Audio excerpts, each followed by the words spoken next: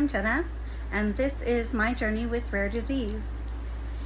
Today, I'm going to get into the first rare diagnosis that I received, which was Blount's disease.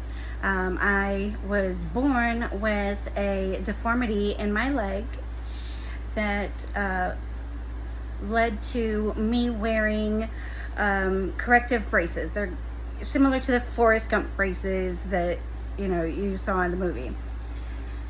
So I wore those for a couple of years, and the issue was not corrected. I had to have surgery to correct that. So that was the lower part of my leg. I had some bolts put into my knee, and voila, right on my way. I didn't think that I had any issues with it growing up. I continued a normal childhood and ended up being an avid runner well into my late 30s. And so I would feel some tenderness. I do have a lot of scar tissue on the bottom part of my leg. I will be submitting links and photos to this episode, so if you're interested, you can check those out after watching the video. So the Blount's disease, although it was a quick and easy fix, I do want to share something special about it. The doctor that that helped me at the time, the surgeon, he was one of two doctors in the world who could perform, who knew how to perform this particular surgery. And long story short, he ends up traveling the world, teaching people other doctors how to do this, and was in the Times magazine. All of that's going to be linked. His obituary is going to be linked. I have over the years, just barely kept in touch with him. He passed in 2023. I hadn't looked him up in several years, so that was a little sad to see that he has actually passed. But he lived a long, beautiful life, and really accomplished a lot, helped a lot of people, me in particular. So anyway, please check him out. His name was Dr. K. Wilkins. Dr. K. Wilkins. And yeah, he did a lot for me. So later in life, my son was born with the same disease, and I recognized it right away in the photos. So that's what I have. I tried telling his pediatrician. I tried to get him intervention before my intervention. I didn't want him to have the surgeries and such. So so the doctors weren't believing me, and I ended up tracking him down. The only way that I could get an appointment with him at that time, because he was no longer seeing patients. So I tracked him down, through just I don't even remember. So I was able to see him as a consult from my previous surgery. But of course, I brought my son in, and I said, "Can you confirm? What can we do?" And it was with his help again that we were able to get to a doctor and get my son in braces before the time that I had been in braces. So thankfully, he did not have to suffer as long as I did, and he did not have to have the surgery. Today, he is a young man that has had no problems whatsoever. So I'm very thankful for that, Dr. K. Wilkins. So like I said, I go through life. It doesn't really bother me until late teens, early 20s. I start going to chiropractor because I just have a little stiffness or whatever. I see doctors intermittently throughout my 20s and 30s. And then this problem really hits. It was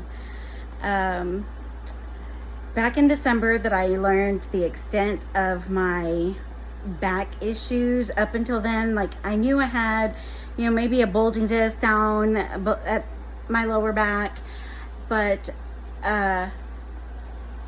I didn't think that it would be much more than that. So it turns out I have 3 herniated discs in my neck, 2 in my lower back. I have stenosis in both places. I have the neurofemoral something. I don't really know what that means. Again, I'm not a doctor. Google it.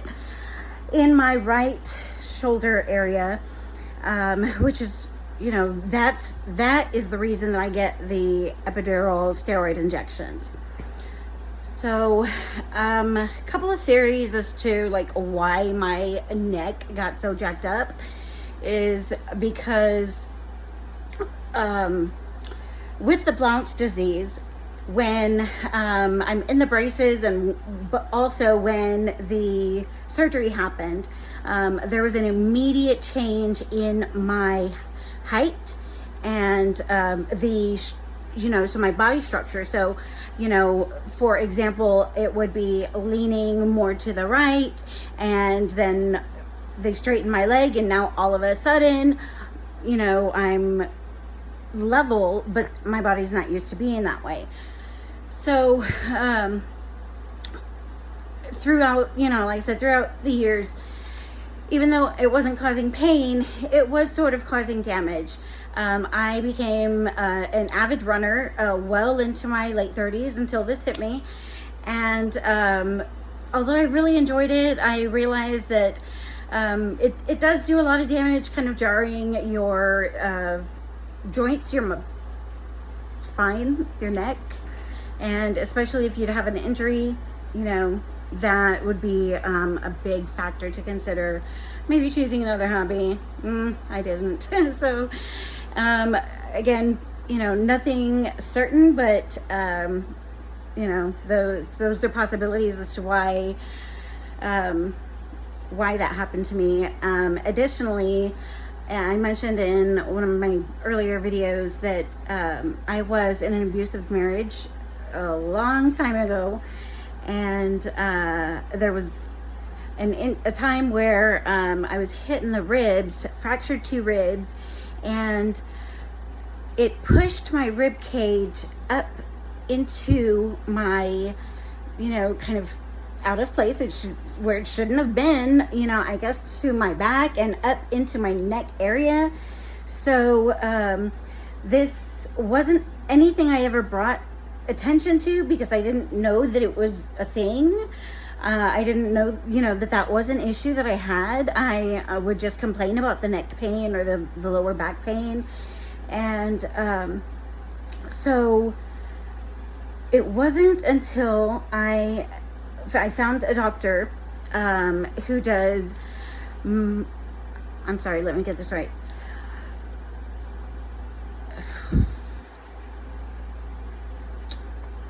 Osteopathic manipulative therapy. And Google it. And he found, you know, just kind of by touching, that my rib cage was out of place. He was able to manipulate it back into place. And when that happened, that was the day that I realized the only injury I've ever had to my rib cage that might have caused that would have been that punch to the ribs where I fractured those ribs. And so that means that I was, you know, like my rib cage was out of position for a good 20 years and I didn't even know it. So when he fixed it, I started to feel I could take a deeper breath. I didn't even realize that I wasn't getting a full breath in. So, you know, it really just made a big difference, and I'm so thankful it wasn't anything that showed in a scan or an x-ray or anything. Nobody caught it. So, anyhow, that kind of sums up my skeletal issues that I have going on. And although that,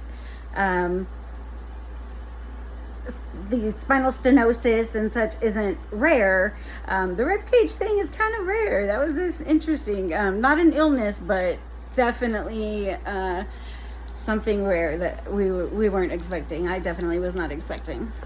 It has caused quite a bit of problems though. I can't tell you how many times I have been explaining to doctors the amount of pain that I'm in, the symptoms that I'm experiencing as far as like spasms and cramping and things like that. And they look at the scans and they say, yes, we acknowledge that you've got, you know, these back issues going on, but they shouldn't result to what you are experiencing.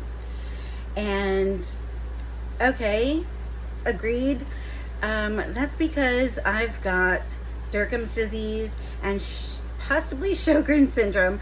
I'm saying possibly right now, but I'm going to explain on the next video about that diagnosis. So hit that little bell, subscribe to this channel so that you don't miss that next episode. Also, I'm going to be posting a short this evening. Check it out. It's kind of cool. I'm sorry for the delay between videos. I'm about a week past my personal deadline to get this video out. After that epidural steroid injection, I was kind of down for a few days. So I don't really have a date for that next video to be out about Sjogren's disease. So you're gonna have to subscribe. Don't forget to like and share. Thank you.